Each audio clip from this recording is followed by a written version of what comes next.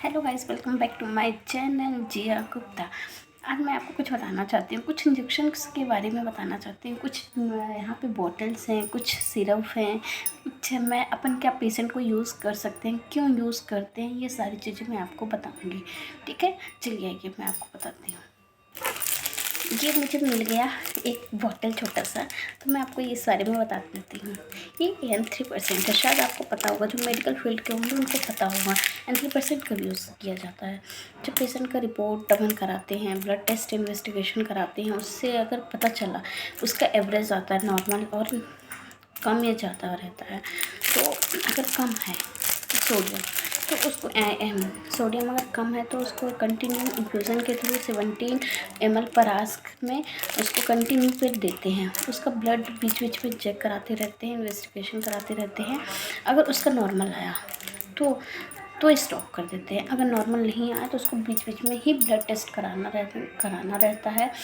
Sodium का stop नहीं कराना है, पर डे एक बार सैंपल भेजना ही भेजना रहता है। देन ये रहा सोडियम, अगर नॉर्मल हो जाता है तो स्टॉप कर सकते हैं। देन रहा ये डी सोडियम और सोडियम क्या, वो सोडियम कम करता है, तो ये एल्कलाइजर सिरप है, सीट्रेट। यहाँ पे देखिएगा हाइड्रोजन सीट्रेट, डी सोडियम हाइड्रोजन सीट्रेट है।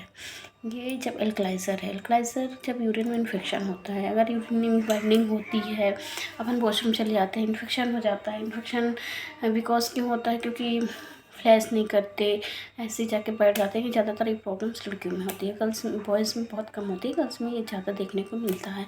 तो यूरिन बाइंडिंग वगैरह है, यूटीआई इन्फेक्शन हो गया, ब्लड उसको भी यूरिन टेस्ट कराते हैं। यूरिन में अगर इन्फेक्शन ज़्यादा आया तो इसको एल्कलाइज़र दिया जाता है। एल्कलाइज़र देने के बाद ये 2 ढक्कन हाफ ग्लास पानी में पेशेंट को TDS देना पड़ता है। TDS नहीं तो अगर ज़्यादा इन्फेक्शन है तो TDS, अगर थोड़ा कम इन्फेक्शन उसका एवरेज आता है तो BD दिया जाता है। ये हुआ, आपको समझ में आ गया। देन एक और बताती हूँ, ये एक हेपेरिन सोल्यूशन है। टन एक और है, ये हेपेरिन सोल्यूशन, आप देख लीजिए अच्छे से, हेपेरिन लिखा होगा। ये कब काम आता है, फ्लेवेट्री के नाम से आता है, फ्लेवेट्री के नाम से, ये रेड कलर का फ्लेवेट्री होगा।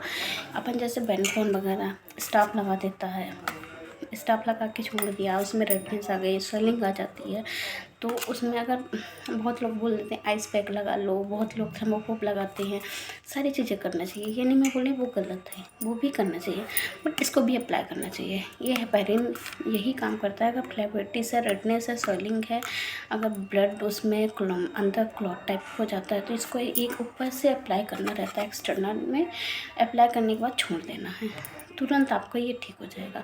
क्विकली काम करता है। सो जितना आपको मैंने आज मैंने इतना बता दिया है, कल मैं कोशिश करूँगी कल और कुछ बताने को। ठीक है, bye guys, love you. Please like comment करके बताइएगा जो भी गलत हो तो। बाय।